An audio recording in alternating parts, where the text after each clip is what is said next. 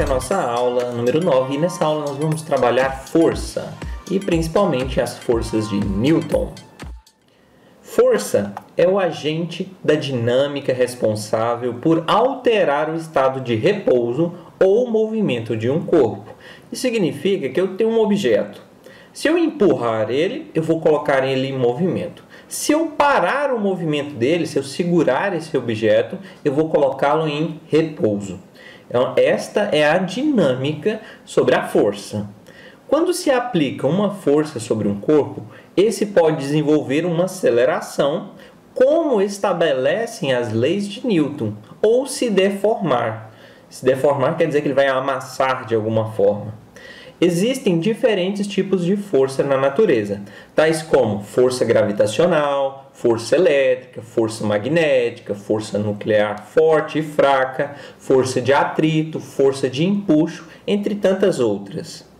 Vamos conhecer essas forças também.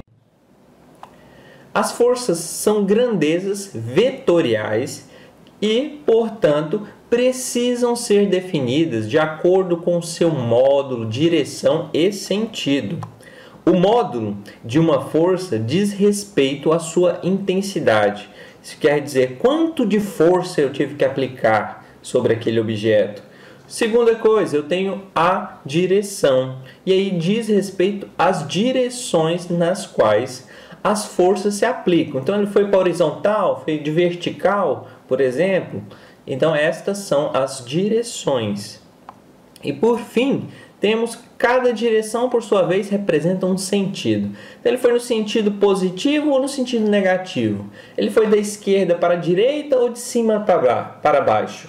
Então, estas são as relações que eu vou ter. Então, são três. É a módulo, a direção e o sentido. Isso é aplicado sempre que eu tenho uma grandeza vetorial. Aqui eu tenho exemplos de tipos de forças e elas sendo aplicadas. A primeiro aqui é a força de atrito. Então, quando ele está patinando ou escorregando, eu tenho um atrito passando por baixo dessa pessoa. Força gravitacional é a força que puxa todos os corpos em direção ao centro da Terra. Então, é o que nos permite estarmos praticamente presos ao planeta. E aí esta força é chamada de força gravitacional. Uma força aplicada quando eu empurro um objeto, por exemplo. Uma força de arraste quando eu sou arrastado por um tipo de força. Então essa força me puxa. Força elástica é a força que tem uma mola em um elástico. Esse é o tipo de força. Força magnética é a força de um ímã que consegue atrair alguns objetos metálicos em sua direção. Força de tensão, duas pessoas puxando uma para cada lado, está criando uma tensão, por exemplo, numa corda. E por fim, eu tenho uma força de empuxo. Força de empuxo pode ser tanto dentro de água quanto o ar.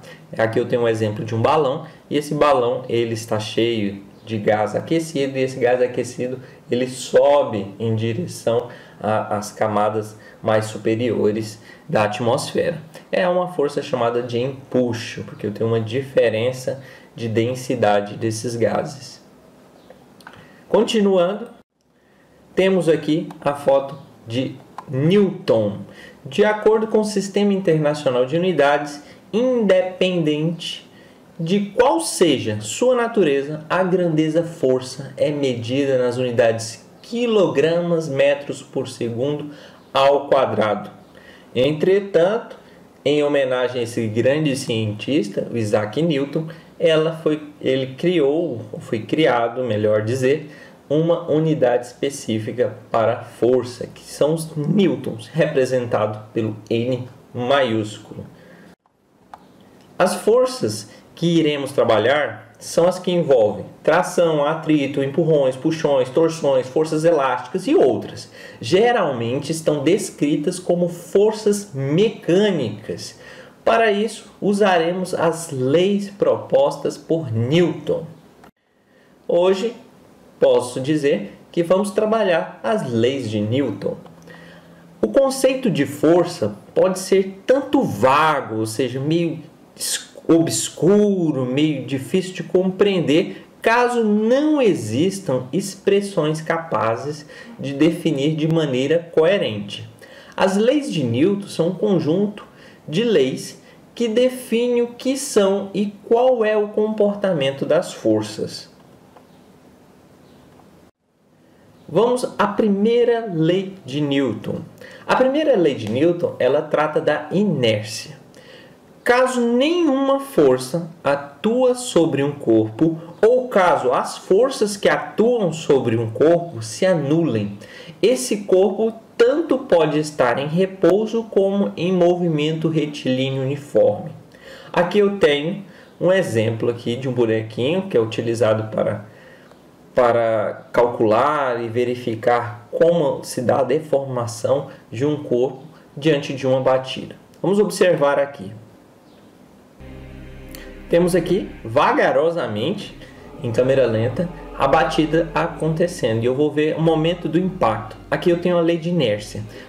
O corpo que está em movimento, ele tende a ficar em movimento. O objeto, olha bem o boneco, que ele continua na mesma direção que o movimento da moto fazia, até se chocar na parede.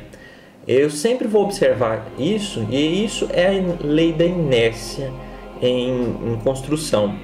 É um corpo em movimento, ele tende a continuar em movimento. Um corpo parado, ele tende a ficar parado. Então, sempre que eu tenho uma batida, ou você, por exemplo, está no ônibus e ele freia de uma vez, a sua tendência é continuar em movimento.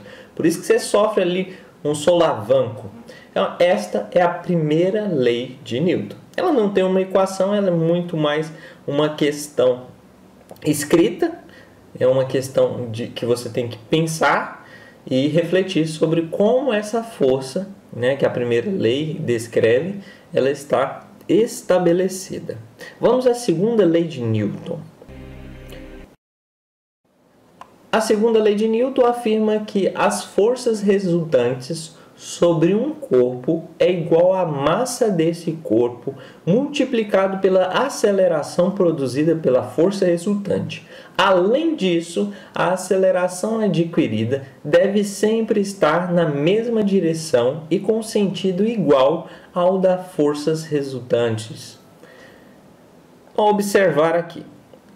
Ela é uma equação e ela me diz que a força é igual a massa vezes aceleração. Então, essa equaçãozinha, F de força, M de massa e A de aceleração, ela é estabelecida pela segunda lei de Newton. Observar o que acontece. Eu tenho um bloco, aqui eu coloquei um bloco de 100 kg e vamos aplicar uma força sobre ele. Quando eu aplico uma força, ele cria um deslocamento e esse deslocamento também é gerado por uma aceleração. Então, este é o esquema que ocorre quando eu tenho aplicação. Terceira lei de Newton, conhecida como a lei da ação e reação, afirma que as forças sempre surgem aos pares. Se um corpo A faz uma força sobre o corpo B, o corpo B produz sobre o corpo A uma força de igual magnitude e direção, porém no sentido oposto. Além de indicar que as forças de ação e reação têm módulo igual à terceira lei de Newton, também estabelece que o par de ação e reação nunca poderá ocorrer em um único corpo. A terceira lei de Newton, ela pode ser resumida como a lei de ação e reação. Ele me diz que toda ação exige uma reação igual e contrária. Vamos observar isso acontecendo. Aqui também, câmera lenta, nós temos uma bola se chocando em uma pessoa. Então eu vou ter uma força que é estabelecida pela bola, que está em direção à pessoa. Quando acontece essa força, a pessoa sofre uma força contrária. Eu também observo uma deformação dos dois. Se você gosta de ver esse tipo de vídeo, onde eu tenho a terceira lei de Newton, esse vídeo completo você pode encontrar no canal do Barone Lab. E aí você vai ter ideia de como e quais foram as formas que foram feitas essas imagens. Vamos aos exemplos. Um corpo de massa de 4 kg encontra-se inicialmente em repouso e é submetido à ação de uma força. cuja intensidade é igual a 60 newtons. Calcule o valor da aceleração adquirida. Vamos imaginar o seguinte, que nós temos aqui um corpo. Um corpo pode ser um cubo, um quadradinho, e ele possui uma massa. A massa dele é de 4 kg. E será aplicado sobre ele, ou seja, alguém vai empurrar com uma força de 60 newtons. Isso é a força que ele será empurrado. O que eu espero? Eu espero aqui que depois desse empurrão, o bloquinho de 4 kg ele sofra um deslocamento e nesse deslocamento ele tenha uma aceleração. Para definir isso, nós temos a equação que foi estabelecida pela segunda lei de Newton, que é a equação de força. Força é igual a massa vezes aceleração. O valor da força ele me disse que é de 60 newtons. Então vamos substituir no lugar do F os 60. A massa, ele também me deu a massa do objeto, é de 4 kg. Então vamos substituir aqui, vamos dizer que a massa é 4. E me perguntou qual o valor da aceleração. Então vamos multiplicar pelo A. Para começar a resolver, a gente vai pegar o que está aqui do lado direito e passar para o lado esquerdo.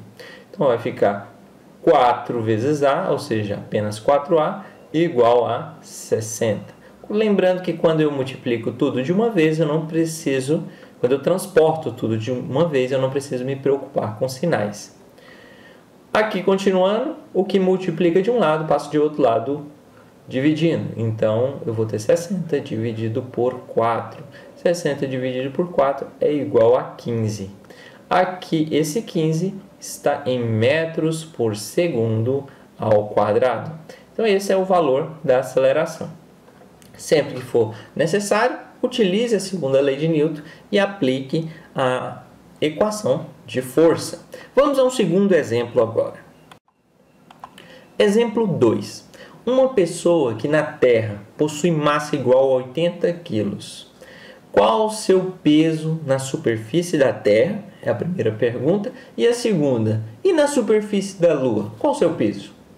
Vamos definir isso aqui agora. Então vamos ter um para a Terra e outro para a Lua.